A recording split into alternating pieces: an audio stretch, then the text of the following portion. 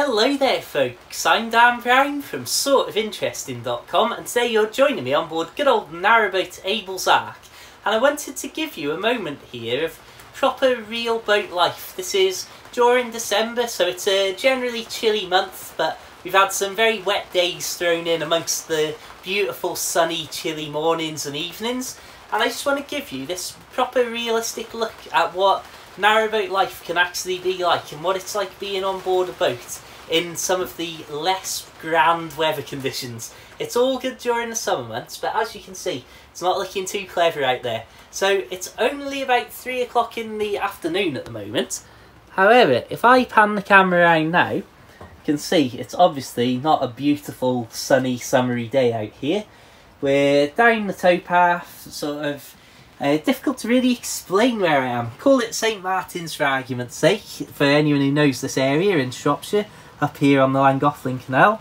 And you can hear the rain on the roof, and it's not coming down too heavily luckily, but it's definitely that very fine drizzle that's, well, been going on for the best part of 24 hours, I'd say. If we step down into the boat now, luckily it's all looking nice and in order here, because as I say, I'm going to be off the boat for a few hours.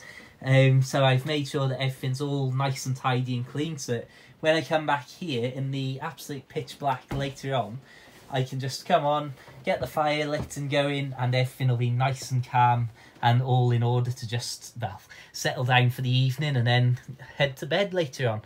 Okay, at this point, I just wanted to take a moment while it was still light to show you what the general towpath state is like.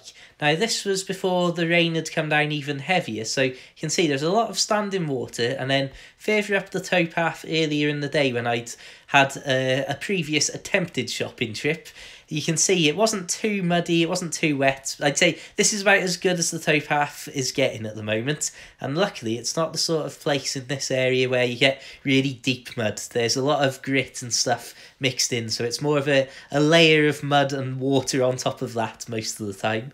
But ultimately, I ended up going out to catch the bus a little bit later than I'd intended, and there was so much more water and it was pitch black. It's unbelievable the difference in weather conditions from the day prior to what this day was like. As you can see, not great. You may also notice now we're in here, rain's not too heavy, so you can't hear it too much on the roof above us.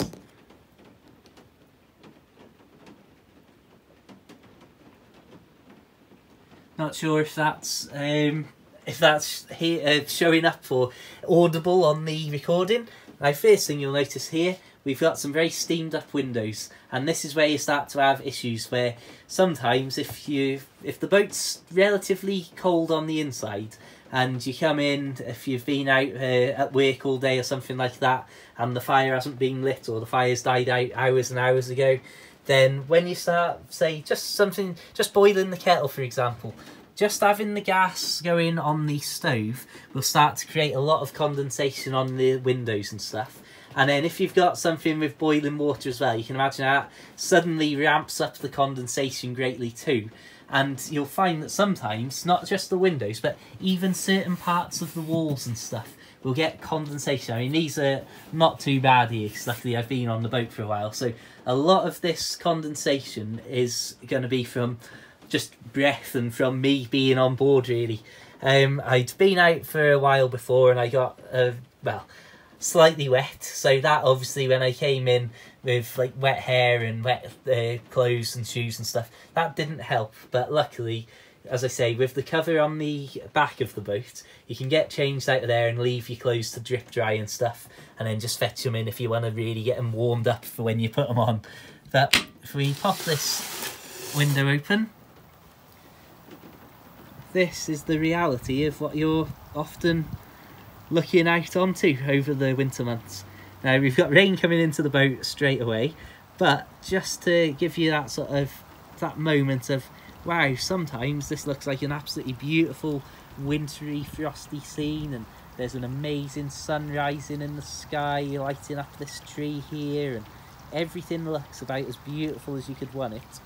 Other times you look at this, see this sight through your window and think, flipping heck, I've got to get out there on my bike and pedal 5-6 miles into work, or I've got to run down the towpath like I'm going to do later on, or in a short while, and grab the bus and hope that it turns up in relatively good time. And again, obviously, like I say, everything's all cleaned up and ready to just come straight back in later on tonight and get stuck in. Interrupting myself briefly here because I would just like to illustrate how, even though this is being filmed in the late afternoon, not even the proper evening time here, it's well before 4 o'clock, you can see that once I've turned the red light under the gunnel off, just how dark it is on board.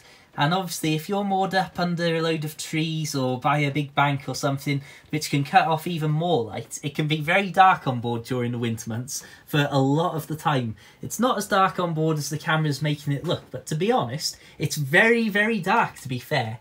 And what I really want to draw your attention to here is, if we slide open the bathroom door here, something that's a surprising thing that's quite comical sometimes. Because the bathroom is something that you're not necessarily spending a lot of time in, it's easy to just have the door closed and forget about it. You can see, obviously, we've got the shower there and our toilets and stuff around here, just your average bath sort of things. However, the interesting thing, or the comical thing, is because this is often shut up away from the rest of the boat, it can get extraordinarily cold in here. And I'm not joking. I mean, you can see here we've got steamed up windows there. Absolutely no problem with steamed up windows all day long in the bathroom, especially if you've had a shower or something during these cooler times. But honestly, in the middle of the night, sometimes I wake up on board and then I slide open the bathroom door to go to the toilet or something, it absolutely hits you like a freezing cold wall. And that obviously has the two knock-on effects that basically you're, first of all, going into a very cold environment that's waking you up. And this can happen at all times of day if you haven't had the heat of the boat permeating into the bathroom. But in the middle of the night, you can then, by opening that door, send a huge cold gush of air running into the rest of the boat that can really have a serious impact on the general ambient temperature. Right then, let's continue our little run through of a winter on a boat moment here. We have ourselves a look down to the bedroom. Again, you're very familiar with this, you might have seen my recent tour. And again, we've got another very steamed up window. Doesn't do much for the view through there. And if we open the front doors, here you can see, again, oh, I've just realised I haven't zipped that side up there. That's annoying. Luckily, we haven't had too much water coming. There we go. But again, we come out into this space here. Luckily, our seating area's dry here. I know you can't really see much on the camera, but in these conditions, and certainly if it's a colder day than this, as nice as this front seating area is during the winter months, it's unlikely you're going to spend too much time out here because we're so far away from the fire. And of course, having something like this open is letting all of the heat run out straight into here from inside the boat. And you can see as well how quickly the window is starting to steam up now that I'm letting the warm air and possibly more humid air from inside the boat come out. And you can see that if we back away, how quickly that's gone from just a very clear window with a bit of rain on it to an incredibly steamed up window in a matter of 30 seconds or so. So this is the reality, my friends.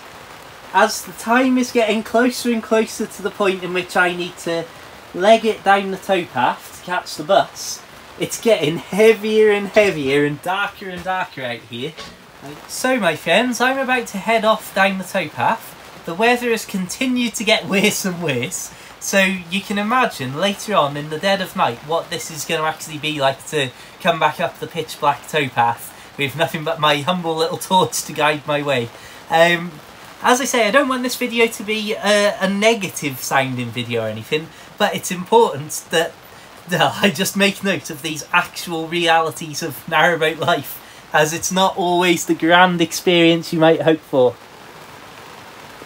So, regardless of what I may wish to do right now, I've got my trousers tucked into my socks. I'm gonna unzip the side of the back cover here, And here we go.